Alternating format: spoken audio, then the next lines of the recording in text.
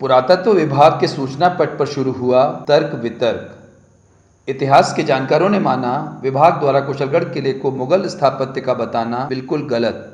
इस मुद्दे पर मालवा मिरर चैनल की खास रिपोर्ट। 16वीं शताब्दी में इंदौर जिले की महू तहसील के आखिरी छोर और मालवा के सबसे ऊंचे पहाड़ धजारा पर्वत की तलहटी पर बना कुशलगढ़ किला और उसके आसपास की वादियां धीरे धीरे पर्यटकों के आकर्षण का केंद्र बनती जा रही हैं। हाल ही में पुरातत्व विभाग ने किले के प्रवेश द्वार पर लगे साइन बोर्ड का रंग रोगन किया और उस पर किले का संक्षिप्त इतिहास भी लिखा।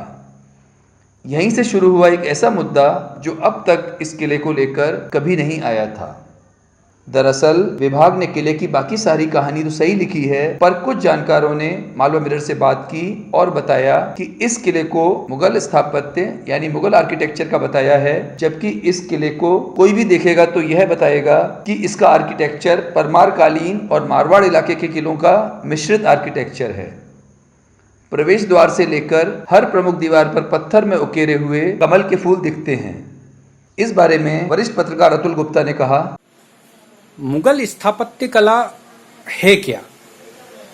अपने 20 साल के पत्रकारिता करियर के दौरान मैं देश विदेश में कई जगहों पर घुमा हूं और मैंने कई इमारतें, मंदिर वगैरह देखे हैं, लेकिन मुझे तो कोई ऐसी इमारत नजर नहीं आई जिसे मुगल स्थापत्य कला का नमूना कहा जा सके। उदाहरण के तौर पे सऊदी अरब, इराक, ईरान, अफगानिस्तान, जहां से मुगलों ने हमारे देश पर आक्रमण किए थे, किसी भी स्थान पर कोई ऐसी इमारत, प्राचीन इमारत नहीं है जिसे आप मुगल स्थापत्य कला का बेहतरीन उदाहरण कह सकें। तो हिंदुस्तान में भी जितनी इमारतें हैं वो पूरी तरह से हिंदुस्तानी और सनातनी इमारत, पुरातात्विक महत्व की इमारतें हैं। मुगलों ने जब हिंदुस्तान पे शासन किया, उस दौरान जब वो जयपुर के किले, चित्तौड़ के किले और इसी तरह की दूसरी इमारतें, किले, मंदिर की भव्यता और सुंदरता देखते थे, तो उन्होंने भी उसी प्रकार से कुछ निर्माण कराए जिन्हें पूरी तरह से हिंदुस्तान के ही कारीगरों ने बनाया।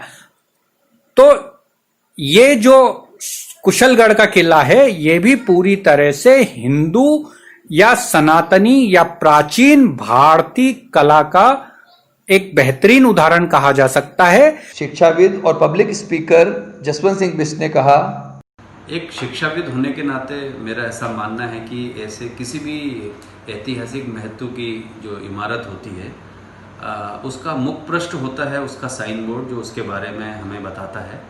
तो मुझे लगता है कि पुरातत्व विभाग को काफ़ी गहन शोध करने के बाद ही उसके विवरण के बारे में ध्यानपूर्वक लिखना चाहिए, ताकि हमारे सामने सत्य हमेशा आ सके।